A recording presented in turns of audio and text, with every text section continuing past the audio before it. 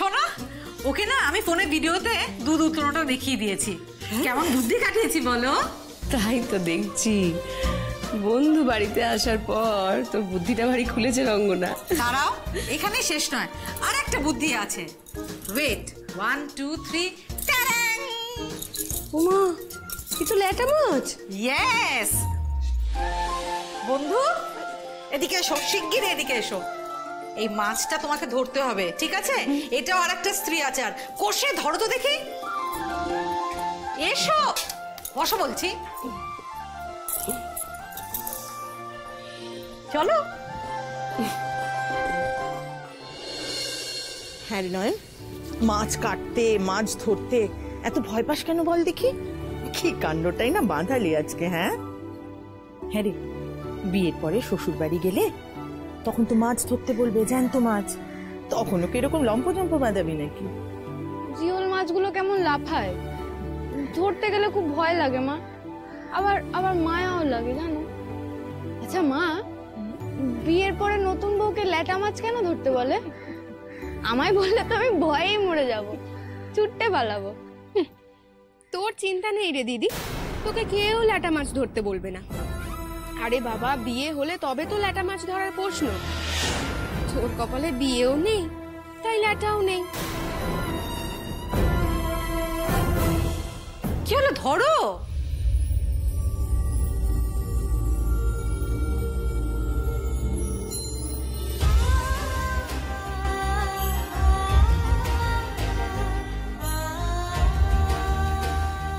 ধরে ফেলেছে কাকিমণি, ধরে ফেলেছে।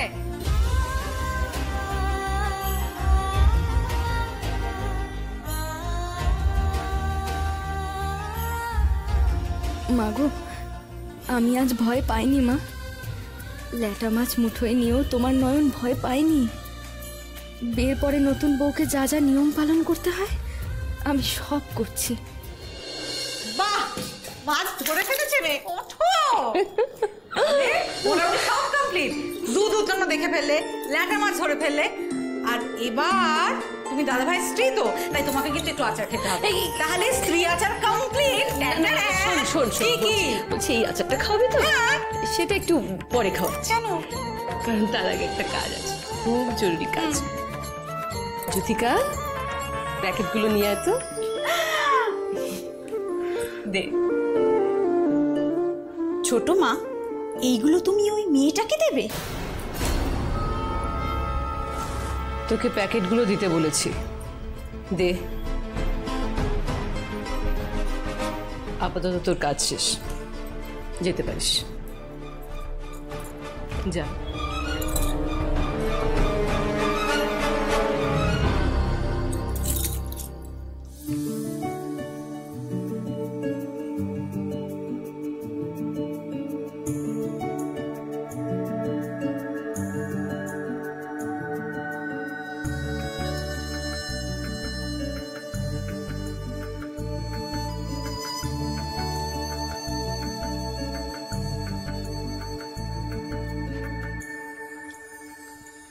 এগুলো তোর, ধর। আরে কি হলো, বোকার মতো তাকিয়ে আছে? ধরো, কাকিমণি তোমাকে গিফট দিচ্ছে। কাকিমণি, এটা কিন্তু ঠিক হলো না, আমার মন খারাপ লাগছে। তুমি একা একা গিয়ে কিনে আনলে, আমিও তোমার সঙ্গে গিয়ে একটু চুজ করে আনতে পারতাম। ঠিক আছে, কোই পরোয়া নেই, পরের বার আমি তোমাকে গিফট দেবো নিজে পছন্দ করে। ধরো, ধরো, কাকিমণি দিচ্ছে।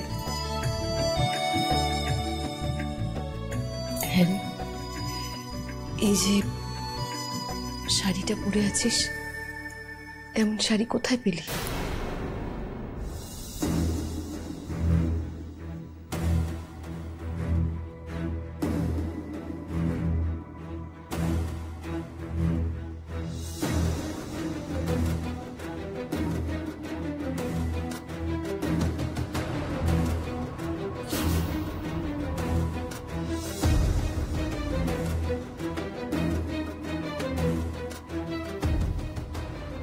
এইভাবেই পেয়েছিলাম এই শাড়িটা, কিন্তু আপনি এই শাড়ির কথা কেন জিজ্ঞাসা করছেন? প্যাকেটটা খুলে দেখ। উফ, এই মেয়েটা যে কি করে না, তোমার সামনে গিফট রয়েছে, তুমি হাত গুটিয়ে বসে আছো। খোলো খোলো।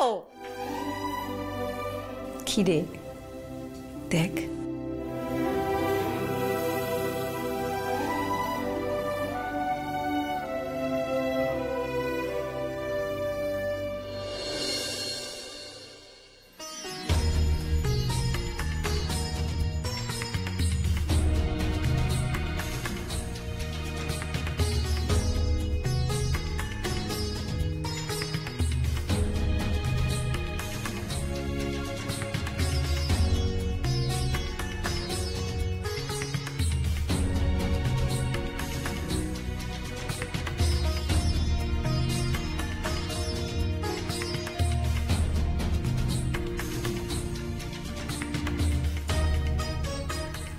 এই শাড়িগুলো তো ঠিক যেমন শাড়ি তুই পরে আছিস তেমনই আমিও তোর মতো অবাক হয়েছিলাম।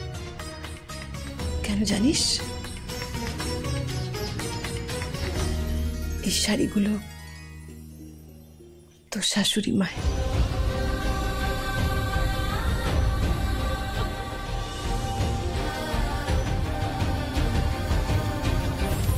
যার ছবি তুই বসার ঘরে দেখেছিস, যিনি নাকি তোকে বরণ করে নিয়ে এসেছেন, সেই দিদি ভাইয়ের, দীপুর মায়ের। এই শাড়ি পরেই দিদি পুজো করতেন।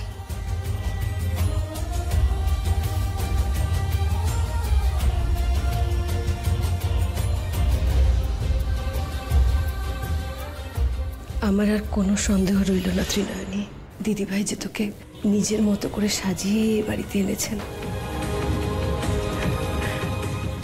তাই আজ থেকে এই শাড়িগুলো সব তোর।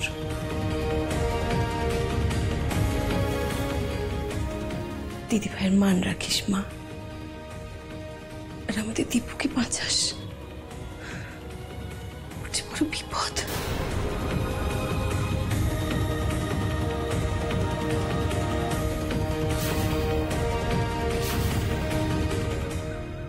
সংসারটা দুভাগ হয়ে গেল। জামাইবাবুর এত সুখের সংসার, একটা ফ্রড মেয়ের জন্য সবকিছু তছনছ হয়ে যাচ্ছে দৃপ্ত। এবং তুই যদি হাল ছেড়ে দিয়ে বলিস যে তুই কিছু করতে পারবি না, মেয়েটাকে হ্যান্ডেল করতে পারবি না, তাহলে তো ভারী মুশকিল রে। আমি হ্যান্ডেল করতে পারবো না তো কি হয়েছে? মা তো রয়েছে, মার উপর আমার সম্পূর্ণ বিশ্বাস রয়েছে। মা যখন বলেছে ওই মেয়েটিকে এই বাড়ি থেকে বিদায় করবে, তাহলে মা ঠিক সেটাই করবে। আর মামাজি প্লিজ ওই মেয়েটার নাম না আমার সামনে অত নিও না, বড্ড বিরক্ত লাগে। আমার অনেক কাজ পড়ে আছে, আমি কাজ করতে দাও, কনসেন্ট্রেট করতে দাও। তাই কর, তাই কর। আসলে এত খারাপ চিন্তা। দাদা ভাই, এইভাবে কি খারাপ ভালোর বিচার করা যায়?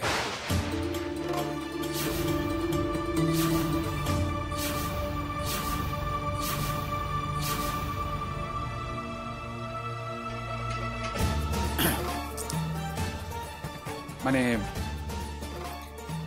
মেয়েটা কি সত্যি এতটা খারাপ?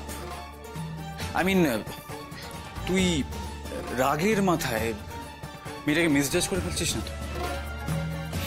কি বলছিস জিৎ? ওই মেয়েটা খারাপ না তো কে খারাপ? টাকা পয়সা লোভে দৃপ্তকে বিয়ে করেছে। ইনফ্যাক্ট দৃপ্ত বিয়েটা অস্বীকার করা সত্ত্বেও নির্লজ্জের মতো এ বাড়িতে এসে হাজির হয়েছে। আর ও তো জানে এ বাড়িতে সমস্ত অশান্তির কারণ ও। তা সত্ত্বেও মাটি কামড়ে পড়ে রয়েছে নিজের আখেরটা গোছানোর ধান্দায়। She is extremely selfish Jeet, অসম্ভব স্বার্থপর একটা মেয়ে।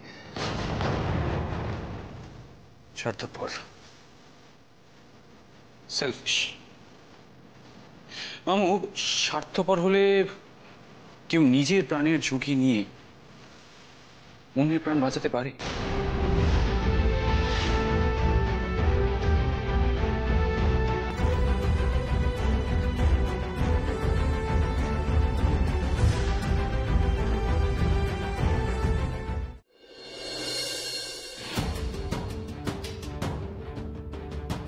তবে একটা কথা ত্রিনয়নী, শুধু দীপুকে বাঁচালেই চলবে না মা, তোকে নিজেকেও বাঁচতে হবে।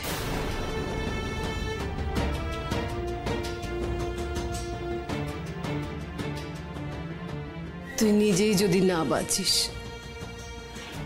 দীপুকে বাঁচাবে কি করে বল? তুই যে এখন আমাদের ভরসা, কথাটা মনে রাখিস। সাবধানে থাকিস।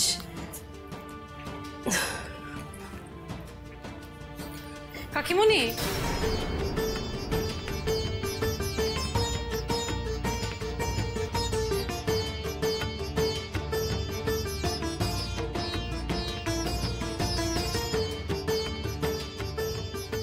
বাঁচানোর কথা কি বললো কাকিমণি?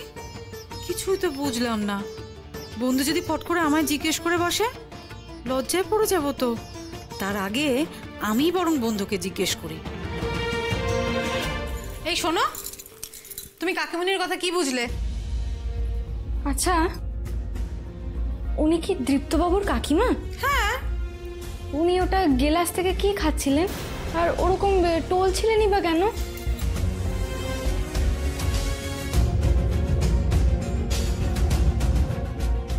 তোমার খুব খিদে পেয়েছে তাই না? হ্যাঁ, কাকিমণির খাওয়া দেখে তোমার লোভ লেগে গেছে তাই তো? না না, আমার খিদে পাইনি, আমি তো এমনি এমনি। হ্যাঁ, খিদে পেলে আর লজ্জা লাগার কি আছে? দাঁড়াও, আমি তোমার জন্য এক্ষুনি ভালো ভালো খাবার পাঠাচ্ছি। এক্ষুনি পাঠাচ্ছি। আরে দাঁড়াও, পাঠাচ্ছি। যা, আমি কি কইতে চাইলাম আর উনি কি বুঝলেন? হ্যাঁ দাদা ভাই, এই মেয়েটা মানে ত্রিনয়নী আমার প্রাণ বাঁচিয়েছিল। কি বলছিস কি? কবে? আরে ওসব কিছু না রে দৃপ্ত। আরে তোর মনে নেই তোর অ্যাক্সিডেন্টের সময় আমি আর দিদি তোরা জামাইবাবুর সঙ্গে কিছুতেই যোগাযোগ করতে পারছিলাম না। তখন জিৎ গিয়েছিল তোর মাধবপুরে তোদের খোঁজ করতে, এবং ওখানে গিয়ে একটা অ্যাক্সিডেন্ট হয় আর নদীতে পড়ে যায় জিৎ। আর তখনই ওই মেয়েটা, আর দেখ গ্রামের সব মেয়েরাই অল্প বিস্তর সাঁতার টাতার জানে, উনি অত ফুলিয়ে ফাঁপিয়ে। মামু দেখো, সাঁতার জানাটা বড় ব্যাপার নয়। ওখানে সাঁতার অনেকেই জানতো, ইনফ্যাক্ট সবাই জানতো, কিন্তু কেউ আমাকে বাঁচাতে আসেনি। তবে ওই মেয়েটা মানে ত্রিনয়নী নিজের প্রাণের ঝুঁকি নিয়ে মাঝ নদীতে আমাকে ডুবে যাওয়ার হাত থেকে বাঁচিয়েছিল। She saved me. দাদা ভাই, আজকের দিনে দাঁড়িয়ে একটা অচেনা মানুষের জন্য কি এত বড় রিস্ক নেবে বলতে পারিস?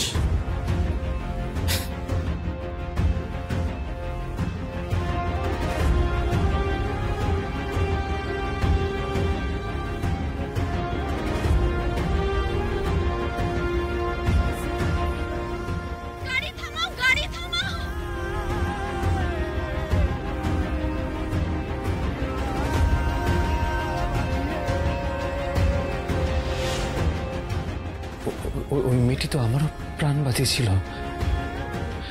আমার গাড়ির ব্রেক ফেল করেছিল, গাড়ির চাকা খুলে গিয়েছিল। আমার স্পষ্ট মনে আছে, আমি গাড়িটাকে কোনোভাবে কন্ট্রোল করতে পারছিলাম না। স্টিয়ারিংটাকে শক্ত করে ধরেছিলাম। আমি ফিল করতে পারছিলাম যে মৃত্যু ঘনিয়ে আসছে। আমি কিছু করতে পারছিলাম। হঠাৎই তখন ওই মেয়েটি কোথা থেকে আমার গাড়ির সামনে চলে আসে। তখন একটুর জন্য আমি বেঁচে চাই। ওই মেয়েটি সত্যি আমাকে বাঁচিয়েছিল।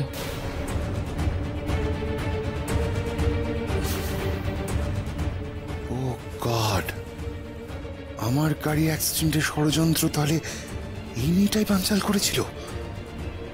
ওর জন্য এখনো আমাকে টেনশনে থাকতে হয়।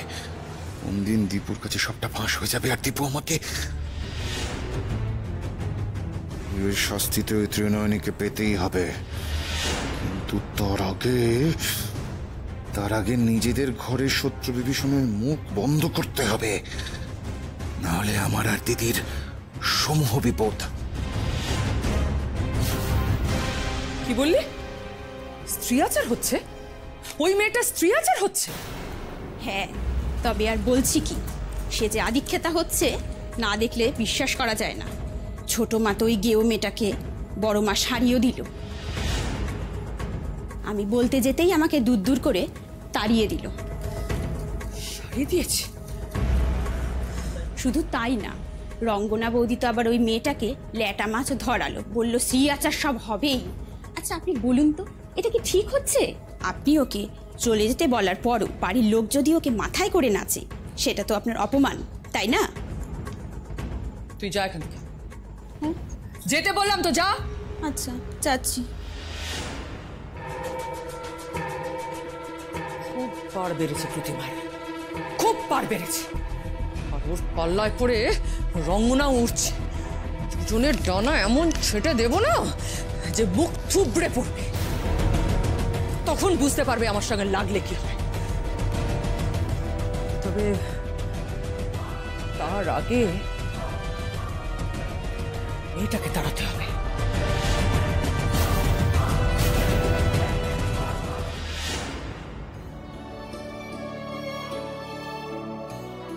মাগো, এই বাড়িতে এসে যে আমি এত ভালো ভালো উপহার পাবো তা যে আমি স্বপ্নেও ভাবিনি মা। আর আর এগুলো যে শুধু উপহার নয়, এগুলো যে আশীর্বাদ, আমার আমার শাশুড়ি মায়ের আশীর্বাদ।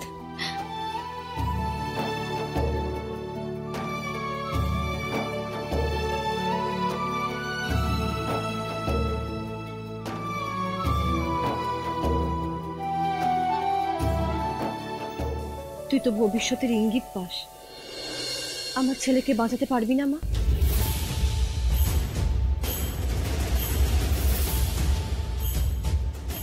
আমি বাঁচাবই মা, তোমার ছেলেকে আমি বাঁচাবই। তার জন্যই তো আমি এত দূর ছুটে এসেছি। কিন্তু কিন্তু তার আগে যে আমাকে জানতে হবে তৃপ্তবাবুর বিপদ কাদের থেকে।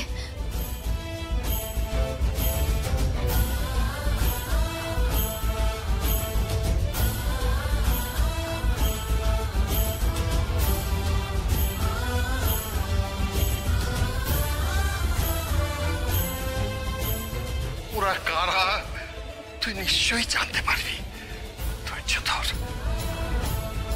বাবা তো আমাকে সবটা না করেই চলে গেলেন। কার থেকে আমি জানবো কারা দৃপ্তবাবুর ক্ষতি করতে চায়? তাদের পরিচয় জানতে পারলে তবেই না আমি দৃপ্তবাবুকে বিষ খাওয়া থেকে ঠেকাতে পারবো, তাই না? আমাকে বলো মা, তুমি আমায় পথ দেখাও।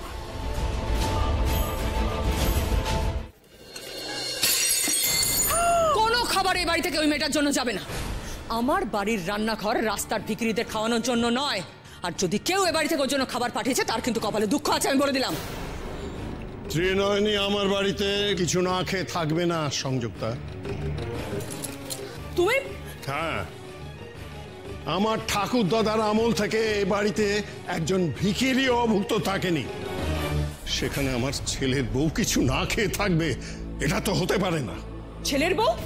কে ছেলের বউ? তুমি কি বুঝতে পারছো না দীপু ওকে বউ হিসেবে মানছে না? হ্যাঁ বুঝতে পারছি, দীপু একটা ভুল করছে।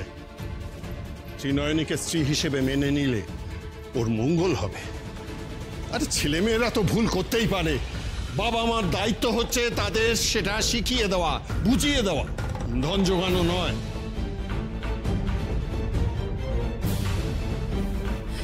দল পাকাচ্ছ না? হ্যাঁ, সবাই মিলে আমার বিরুদ্ধে দল পাকাচ্ছ, আমার ছেলেটার বিরুদ্ধে দল পাকাচ্ছ। একে তো মেয়েটাকে আমার ছেলের ঘাড়ে চাপিয়েছ, তারপর নিজে যা ইচ্ছে তাই করে বেড়াচ্ছ। একবার ভেবে দেখেছো ছেলেটা কত দুঃখ পেয়েছে?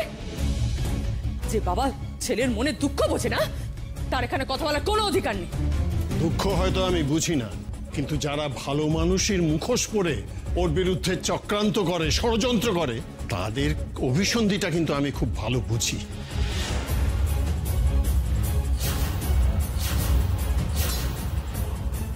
বাবা,